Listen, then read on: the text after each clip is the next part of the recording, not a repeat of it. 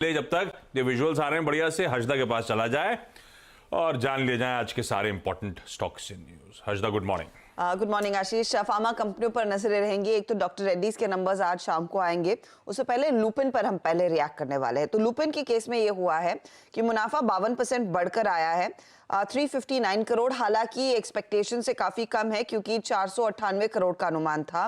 Revenue 12% बढ़ा जरूर है 4960 करोड़, ये भी एक मिस है। 5000 करोड़ के ऊपर के रेवेन्यू का अनुमान था। एबिटा में 72% तक की ग्रोथ है। ये इनफैक्ट एक्सपेक्टेशंस को मीट कर रहा है या फिर बीट कर रहा है। 996 करोड़ के आसपास का फिगर। मार्जिन्स भी बेहतर है, करीब 20% तक के। दिक्कत कहाँ हुई है? यूएस बिजनेस में कंपनी ने डिलीवर किया है करीब करीब $209 मिलियन तक की रेवेन्यू।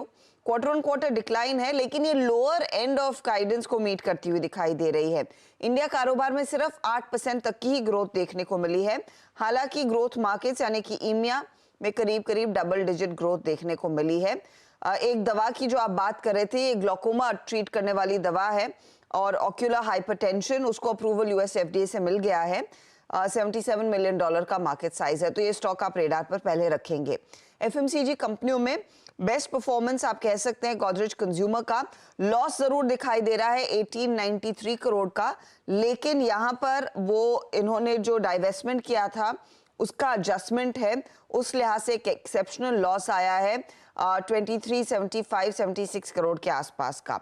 रेवेन्यू करीब 6% बढ़कर आया है 3385 करोड़, उम्मीद से बेहतर। एबिटा में 18% तक की ग्रोथ है 755 करोड़, ये भी उम्मीद से बेहतर है। मार्जिन्स आए हैं 22.3%।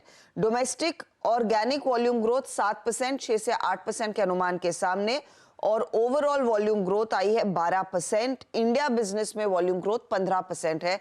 तो वॉल्यूम्स के फ्रंट पर कंपनी ने एक बहुत बढ़िया प्रदर्शन दिखाया है।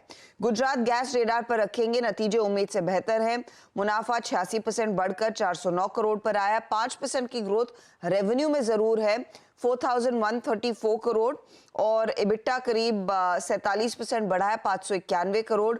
मार्जिन्स भी बेहतर हैं और यहां पर एक बीट है। हिंडाल्को पर नजरें रहेंगी क्योंकि इसकी सब्सिडरी नोवेलिस के नंबर्स आ गए हैं, जहां पर मुनाफे में 6% तक की वृद्धि है। हालांकि रेवेन्यू दबाव में है।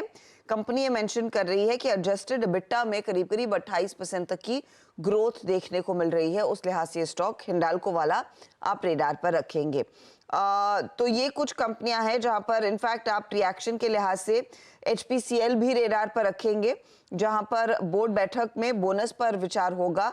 9 तारीख को दरअसल बोर्ड बैठक होने वाली है, यानी कि 2 दिन में। और दूसरी कई छोटी कंपनियां हैं जिनके नंबर्स आए, उस पर भी हम रिएक्ट करेंगे। ओके, रखिए सारे स्टॉक्स रेडार पे। वैसे बहुत लंबी लिस्ट है, कई सारे स्टॉक्स हम लोग सीधा सौदा में डिस्कस कर लेंगे और डिटेल्ड लिस्ट होगी जब हर्षदा 8:30 बजे मुनाफे की तैयारी में हमारे साथ होंगी।